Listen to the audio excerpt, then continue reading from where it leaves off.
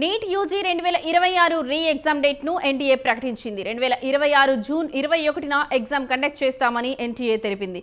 ఈ విషయాన్ని విద్యార్థులు గమనించాలని ఎన్టీఏ కోరింది.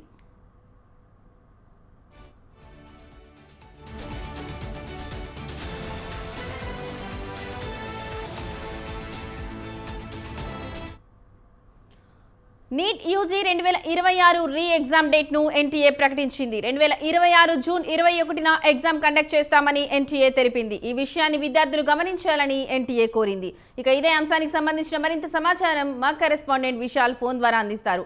విశాల్, చెప్పండి, ఈ రీ ఎగ్జామ్ కి సంబంధించి మీ దగ్గర ఉన్న లేటెస్ట్ అప్డేట్స్ ఏంటి?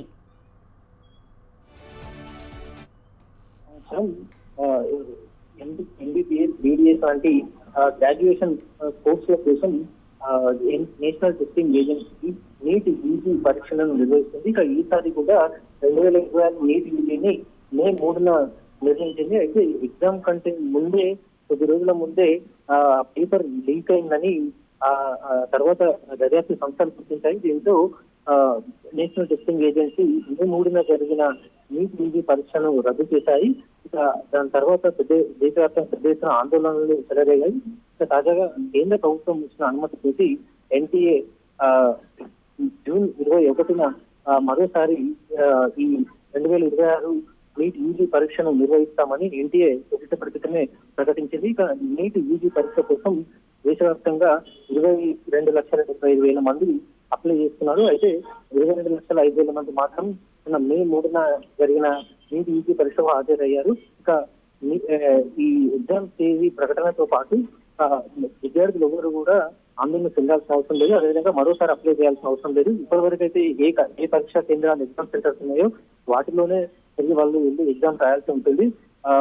అదేవిధంగా మళ్ళా కొత్తగా రిజిస్టర్ చేసుకోవాల్సిన అవసరం కూడా లేదని ఎన్టీఏ ప్రకటించింది. ఇంకా దేశవ్యాప్తంగా 571 నగరాల్లో, అదేవిధంగా విదేశాలలో కూడా ఈ నీట్ యూజీ పరీక్షలు జరుగుతుంది. ఇంకా 2 తెలుగు రాష్ట్రాల్లో 1,50,000 మంది పైగా విద్యార్థులు ఈ నీట్ యూజీ కోసం అప్లై చేస్తున్నారు.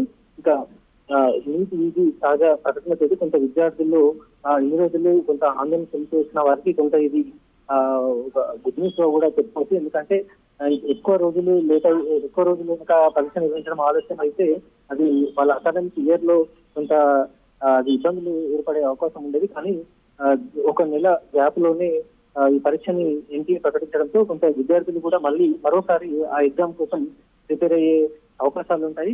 మొత్తానికి తాజాగా నీట్ యూజీ పరీక్ష రద్దయిన తర్వాత ఈ రోజు ఎన్టీఏ మరో తేదీని జూన్ 21న ఈ పరీక్ష నిర్వహిస్తామని అధికారికంగా ప్రకటించింది.